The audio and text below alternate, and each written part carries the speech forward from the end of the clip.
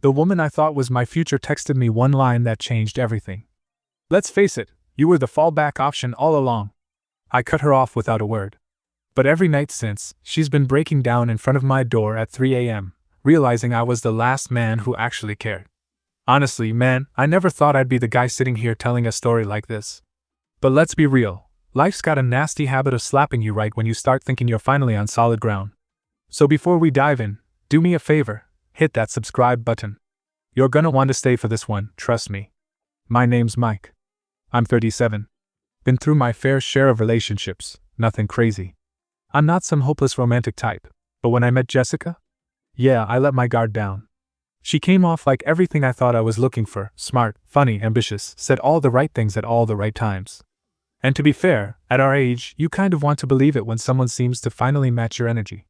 We were together almost 3 years. 3 years where, truth is, I was the one putting in most of the effort. No surprise there, I know. Typical story. She wanted to build a future. But somehow that always meant I was covering most of the bills, planning all the trips, smoothing out every argument, keeping us steady while she figured things out. But I didn't mind. That's what you do for someone you love, right? You handle your business. What's mine is ours, or so I thought. My buddies would joke sometimes, you know. "Mike, you're basically running a one-man marriage already, bro." I'd laugh it off, say whatever, it is what it is. But deep down, yeah, part of me wondered if I was carrying more than my share. Fast forward to a random Tuesday. Workday's over, I'm sitting on the couch, phone buzzes. I glance over thinking it's her usual. On my way home. Text. Nope. Not even close. Instead, it's this long-ass paragraph. I open it, read the first line, and I swear to you, my stomach just dropped. "You were always my backup plan. I only settled for you when better options failed." That's what she sent. Just like that. No warning, no fight before, nothing. Out of nowhere. And you know what? For a second, I just stared at it. Like, really? After everything? 3 damn years? That's what I've been to you. Plan B? Backup? Safety net? Unbelievable. I mean, let's be real, a part of me wanted to go off. Blow up her phone, demand answers, make her explain herself. But then I stopped. I took a breath. Bottom line? She already said everything I needed to hear. And that was my moment. The moment I realized I was done being the nice guy who keeps giving chances. So I froze everything. The joint accounts? Locked. Access to my cards? Gone. Keys to my place? Changed the locks that night. And her number? Blocked. Completely. No explanations, no dramatic goodbye, nothing. You want to call me your plan B? Fine. Then don't be shocked when plan B decides to pull the plug. And that, my friend, is where this story really starts. And you know what's kind of funny? The first few nights after I pulled the plug, I actually expected her to show up. Like, full-on drama queen mode. Crying, screaming, throwing stuff. But nothing. Just silence. For a minute I even thought, well, that's cute, maybe she actually got the message. Maybe she's finally realized she burned the last bridge she had with me. But nah, man, people like Jessica? They don't go down quiet. They stew. They plot. And sure enough, after that short calm, the storm rolled in. The calls started hitting around midnight. Unknown numbers, blocked IDs, burner texts like, "Mike, please just talk to me, you don't understand." Oh no, sweetheart. I understand just fine. You spelled it out for me, remember? You were always my backup plan. That line's tattooed on my brain now. And I'll be real, the audacity was unreal. Like I was supposed to read that crap and just be like, "Oh sure, babe, no biggie, let's grab dinner?" Not gonna happen. But then the real circus kicked off. Her best friend Lauren, yeah, the same one who used to low-key flirt with me at every party, starts sliding into my DMs. "Hey Mike, she's really not herself lately. You should hear her out. People say stuff they don't mean when they're scared."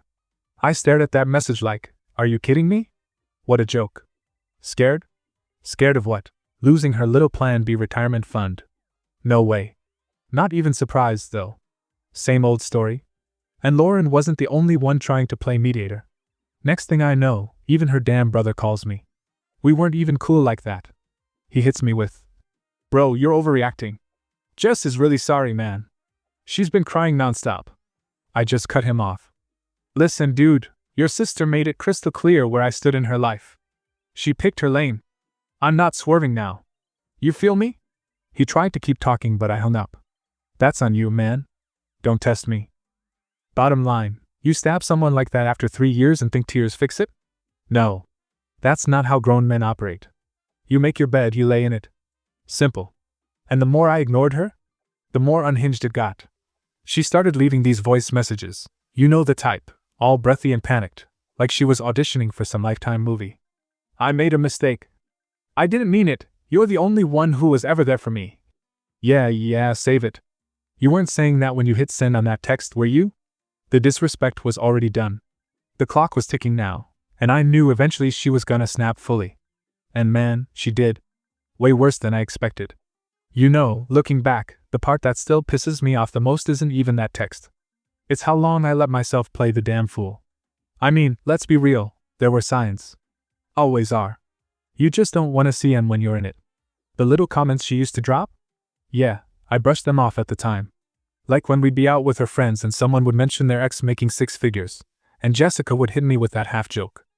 Well, babe, if you ever hit that bonus, let me know, maybe I'll stick around. I'd laugh it off. Yeah, right? But honestly, that stung. Or those random nights where she'd sit there scrolling through Instagram, and I'd catch her looking at some dude's fancy vacation photos, and she'd go, "Must be nice, huh? Some girls get so lucky." And I'd just sit there like a damn idiot, smiling, pretending like I wasn't hearing exactly what she was saying between the lines. Truth is, I was already pouring everything I had into that relationship. My job? Solid. Paid the bills. Took us on trips. I wasn't ballin', but I handled my business. Meanwhile, Jessica? Always finding herself some half-assed remote job she barely held on to, constantly switching up her passions every few months. And yet, every time I'd mention money getting a little tight, she'd throw it right back. You're the man, Mike. You're supposed to handle this stuff. That's what providers do. Like I wasn't already carrying the both of us. Like I owed her something for the privilege of her even being there. But you know how it is. When you care, you eat a lot of crap to keep things together. You suck it up. You tell yourself it'll get better. People grow, right? Except she wasn't growing. She was just sitting there, waiting for someone better to show up. And apparently in her head, I was the safety net while she window shopped. What a joke. And man, don't even get me started on her parents. Her mom especially. That woman never missed a chance to throw little digs at me. Oh Mike, you're such a stable guy. Jessica finally found someone safe, thank God. After all those wild boys she used to date. Translation?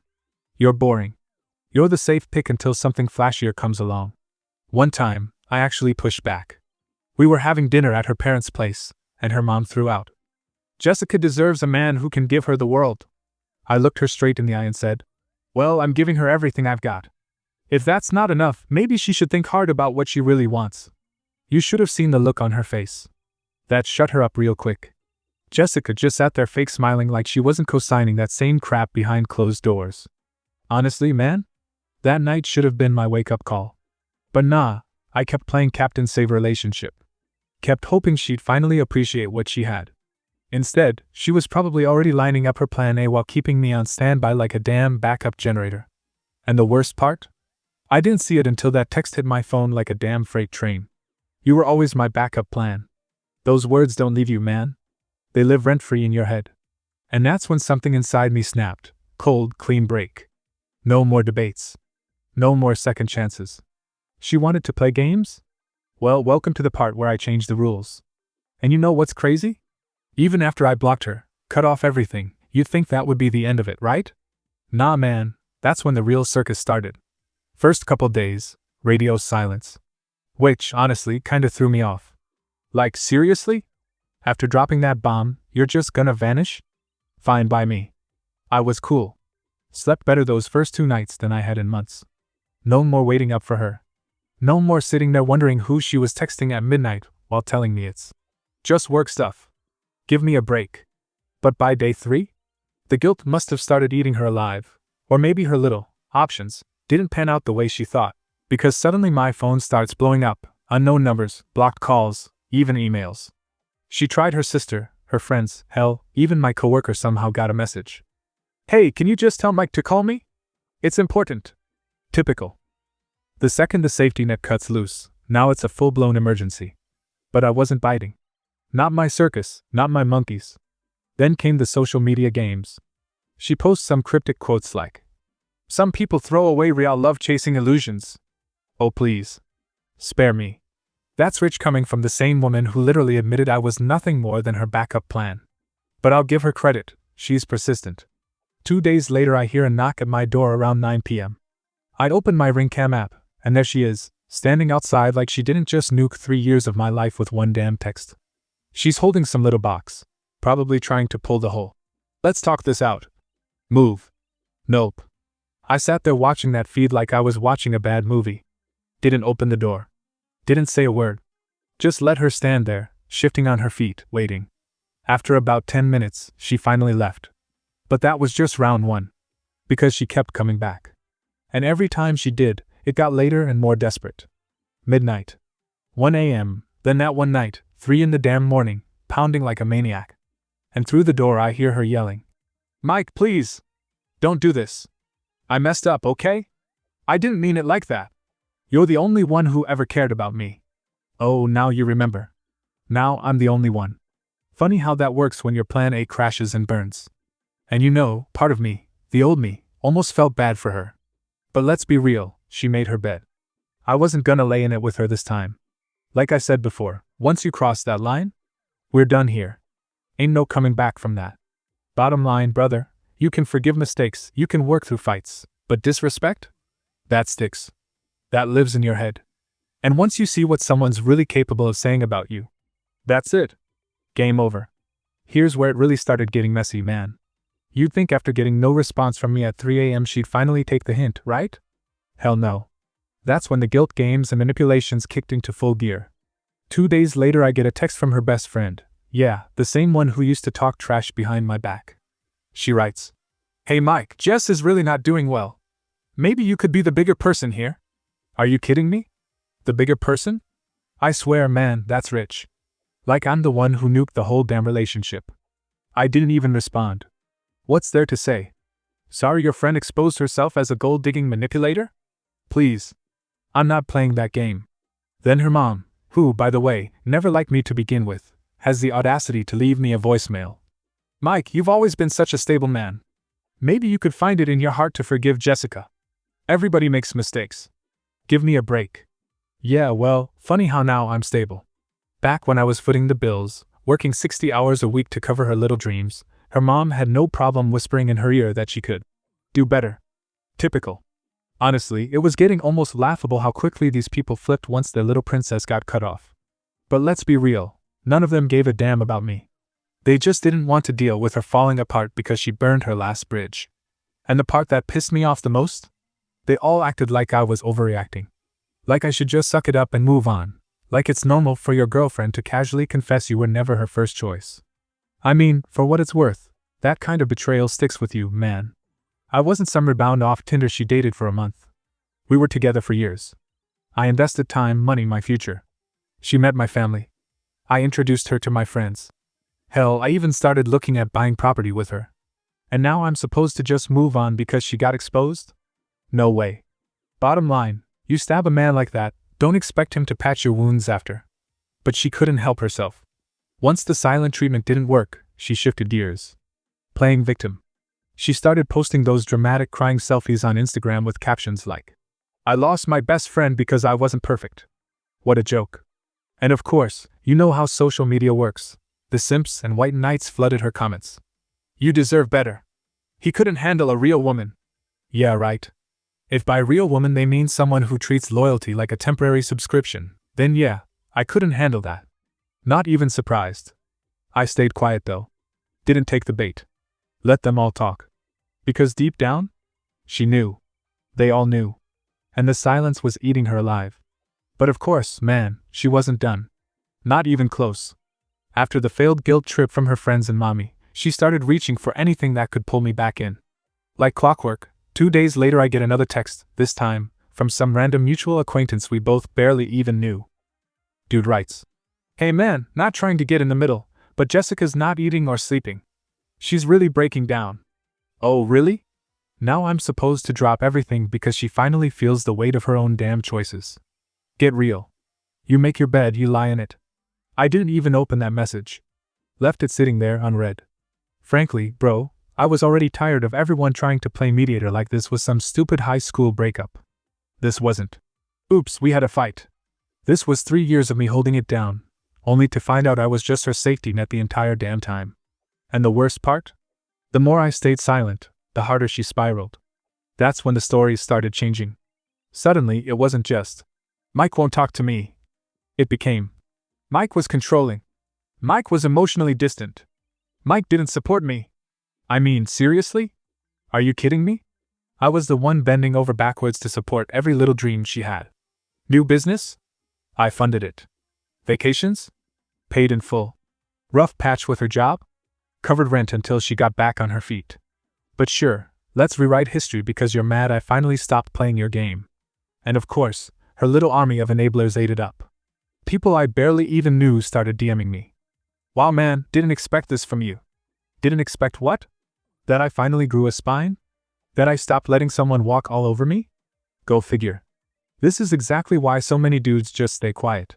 Because the second you stop tolerating disrespect, suddenly you're the villain. Truth is, I wasn't even angry anymore. I was disgusted. Watching her scramble, watching these people try to flip the narrative, it was pathetic. But I stayed locked in, man. Kept my mouth shut, kept my head down, handled my business. Because deep down, I knew it was only a matter of time before she really hit rock bottom. And brother, let me tell you, when she did, it got even uglier. And then came the 3 a.m. breakdowns. Yeah man, those nights. First one caught me completely off guard. I'm passed out after a long shift, dead tired, when I hear this loud pounding on my door. Not knocking. Pounding. I grab my phone, check the time, 3:08 a.m. My heart's racing, because honestly, who the hell shows up at this hour?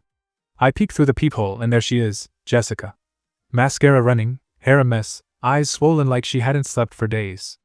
And for a second, I'm standing there thinking, is this really happening? Is this who you are now? She's outside crying, yelling through the door like some bad Lifetime movie. Mike. Please, I just need to talk. I made a mistake. You were the only one who ever actually loved me. And bro, I'll be honest, that part? That hit me for like half a second. Because yeah, I did care once. I did love her. But now it just sounded pathetic. Like, where was all this when you were treating me like an option? Where was all this when you thought you had better dudes lined up? You don't get to torch everything and then cry because the fire burned you. I didn't open the door. Hell no. I just stood behind it, arms crossed, letting her melt down on my porch. Eventually she slumped down against the wall, sobbing, muttering to herself like some drunk mess. It was honestly sad, but you know what? That's not my problem anymore. Not gonna lie, part of me even thought, this is your rock bottom, sweetheart. Deal with it. But oh man, that wasn't even the worst night. Few days later, same thing. 3 a.m. again. This time she brought backup, one of her friends standing behind her like some half-assed emotional support. The friend starts shouting too. Mike, seriously? After everything you two had, you're really gonna do this? You could at least be a man and talk to her. That's rich. Be a man? Really? Now I'm the bad guy because I'm not entertaining this circus? I finally shout through the door. You don't get to lecture me on being a man. I was a man for 3 damn years while your girl was busy playing options. You both can leave now. Don't come back. Silence. Dead silence. They didn't expect that. After about 10 minutes of awkward whispering between them, they finally walked off. And bro, as I stood there watching them leave through the peephole, I couldn't help but feel it. That calm. That sense of control. That moment you realize you don't owe anyone a damn thing anymore. Especially not people who used you like a backup plan. And trust me, this wasn't even close to being over yet. Because after that, she got desperate. About a week later, man, she switched tactics completely. I knew it was coming. I mean, let's be real, after you cut people like that off, they don't go quietly. Especially ones like her. So this one afternoon, my buddy Dave hits me up. Yo bro, you seeing this? He sends me a screenshot, her social media post. And there it was, this long, dramatic essay where Jessica suddenly became the victim. I gave everything to a man who threw me away like trash the moment I needed him most. She's got some sad-looking black and white selfie attached, eyes all red, like she just crawled out of a Nicholas Sparks movie. The comments section? Oh yeah, they're eating it up. Men are trash. You deserve better, girl. Stay strong, queen. All that predictable crap. You know the playbook. Honestly, I just shook my head and laughed. Like, give me a break. Everything? She gave everything? Lady, you barely even split dinner checks. But I wasn't gonna bite. That's what she wanted. She wanted me to react, to text her, to defend myself, and nah, that door stayed shut. But it didn't stop there. Not even close. Couple days after that, I get a call from a number I don't recognize. Against my better judgment, I answer. Hey Mike, it's Jessica's mom. Now, full disclosure, her mom always kind of liked me. But this time? Different vibe completely. She's all soft-spoken like she's calling from a church confessional. I just wanted to say Jessica's really struggling, you know. She made mistakes, but she's been crying every night. She's not eating. She's breaking down, Michael. I let her talk for a minute. And then I cut in. With all due respect, ma'am, Jessica's struggling because of Jessica. Not because of me. I didn't put her in this situation. She made her choices. I've made mine. And I'm not reversing any of it. Silence. Dead air on her end for a good few seconds. Then a little sigh, and the conversation was over. And man, not even 48 hours later, she escalated again. I wake up one morning to a string of emails. Not texts. Emails. Like she's trying to go full legal now. In these emails, she starts throwing around words like emotional damages, unfair financial control, shared lifestyle expectations. Basically trying to set the stage for some kind of bogus claim that I financially abused her during our relationship and now owe her some kind of settlement or compensation for cutting her off. Are you kidding me? After everything? Now you want to lawyer up because you don't have access to my accounts anymore? Unbelievable. I forwarded all the emails to my lawyer and said, "You handle it." And my guy? He just chuckled.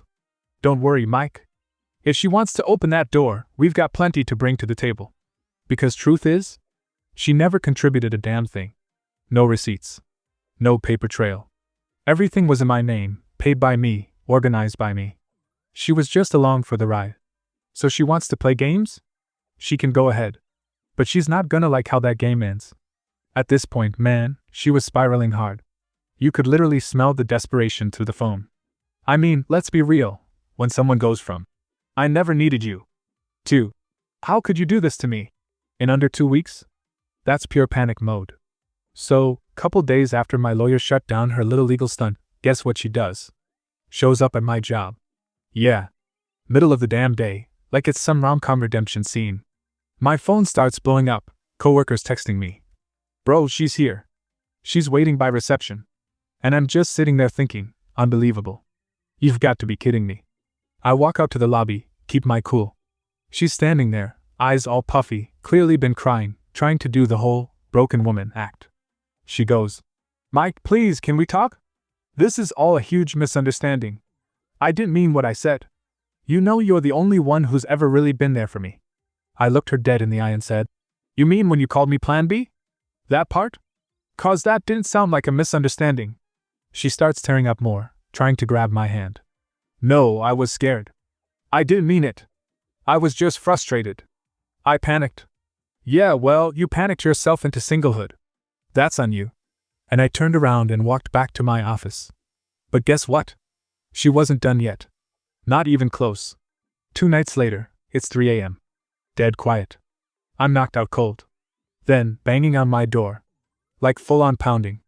I grab my phone, check the camera, it's her. Disheveled, sobbing, mascara all over her face like she's been through a war zone. She's screaming, "Mike!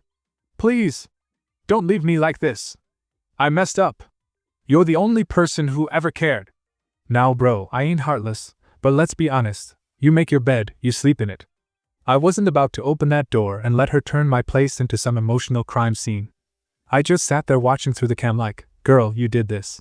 Eventually, she gave up, collapsed on my porch for a while, and then stumbled off. The next morning, my neighbor's texting me, "Dude, you okay? Looked like some Lifetime movie out here last night." I texted back, "Long story. Not my circus, not my monkeys." But that was her MO now, public scenes, full victim mode, trying to guilt-trip me back into being her safety net. What she didn't realize though, I was way past feeling guilty. Honestly, at that point, I felt free for the first time in years. Like a weight was finally off my chest. No more walking on eggshells. No more carrying dead weight. She kept trying, though. Texts from random numbers. Anonymous emails. Even had one of her friends DM me some sob story trying to convince me she's getting help now. And just needs a second chance. Yeah, right. You think after all that, I'm gonna be dumb enough to give her another shot? Not a chance. You only get to burn me once. After that, you're dead to me. Period. Now here's where it really started turning into some twisted circus. You'd think after embarrassing herself at 3 a.m., blowing up my phone, and having her friends crawl into my DMs like little spies, she'd finally get the hint. Nope. Not even close, man. Instead, she cranked the crazy up a notch. One night, I'm out grabbing a drink with my buddy Dave, just two guys trying to decompress, right? My phone starts buzzing like crazy. I glance over and I see it, unknown number again. This chick's like a damn virus, keeps popping up no matter how many times I block. I ignore it. 10 minutes later, boom, another text, this one from a random number again. I'm outside your place. If you won't talk to me, I'll sit here all night. At this point, Dave looks at me like, dude, she's not gonna stop, is she? I'm like, bro, honestly? I don't even think she can help herself anymore. She's addicted to the drama. He laughs and says, better you than me, man. She's one hell of a case study. And I gotta admit, he wasn't wrong. But here's where it gets even better. The next morning, I wake up to an email from her mom. Yeah. Her MOM. Full-on emotional essay. Mike, please have some compassion. Jessica's not well, she made a mistake, but she loves you. You were always her safe place. Can't you see she needs help? Man, give me a break. Are you serious? This woman raised her and now wants to act like I'm responsible for her daughter's disaster? That's rich. I didn't even respond. Because let's be real, the moment you start replying to family, they'll pull you into that guilt spiral again. Not my circus. Not my monkeys. But she wasn't done yet. A few days later, I hear from a mutual acquaintance, some dude we both knew from back when we first started dating. He randomly hits me up like, hey man, hope you're holding up. Jess mentioned you've been kind of cold lately. Maybe you could cut her some slack, you know? I literally stared at my phone like, is this real life? Like, dude, where were all of these people when she was busy calling me her backup plan? Where was this concern when she texted me that garbage? I texted him back one line. Tell her next time she picks a plan B, maybe choose someone dumb enough to take this crap twice. He didn't reply after that. Shocker. But deep down, let's be real here, I knew what was going on. She wasn't trying to fix anything. She wasn't sorry. She was just terrified of losing access. To the stability. To the lifestyle. To someone who actually handled his business while she played house. Now that it was gone, she was scrambling. People like that don't miss you, they miss what you do for them. And bro, that realization right there? That hit different. Because once you really see it, you can't unsee it. And once you can't unsee it, they lose all power over you. Period. But of course, she still had one last desperate move up her sleeve. And man, I did not see this one coming. Couple days pass. It's dead silent. No texts. No calls. No random appearances at 3 a.m. For a minute, I'm thinking maybe, just maybe, she finally got it through her head that we're done. But of course, man, that would have been too easy. Saturday morning, I get a knock at my door. Not pounding, not screaming. This time it's this soft, pathetic little knock like she's suddenly some innocent victim. I open it, and there she is, standing there, barely holding herself together, eyes all red and puffy like she hasn't slept in days. And I'm standing there thinking, here we go. She starts with, Mike, please. I've been thinking a lot. I know I hurt you. I wasn't in a good place. I didn't mean it like that. You were never really plan B, you were my safe space, my real home, you're the only man who ever treated me right. I mean, seriously? The mental gymnastics on display were Olympic level. I just stared at her, didn't say a word. She kept talking. I made a huge mistake. I thought I wanted more, but all I ever needed was you. Please, can't we just talk? Work through this? You always said you'd fight for us. That's when I finally spoke. Calm. Flat. Jessica, you're not sorry you said it. You're sorry you lost access. Big difference. She froze, eyes wide, like she didn't expect me to see right through her. I continued. Let's be real, you only missed me because I was the one carrying the weight while you played your little fantasy game. You missed the security, the comfort, the fact you never had to worry about anything when you were with me. You don't miss me. And honestly, I'm not your plan B. I'm your last chance. And you blew it. She starts crying harder, reaching for my arm, but I step back. No. We're done here. Go figure out who you are without someone cleaning up your mess. And that was it. Door closed. Conversation over. Haven't seen or heard from her since. Bottom line? You give people like that enough rope, they'll always hang themselves. Truth is, walking away was the best thing I ever did. And you know what? It always ends the same with people who never valued you to begin with. They only realize your worth when you're no longer there to save them. But by then, it's already too late.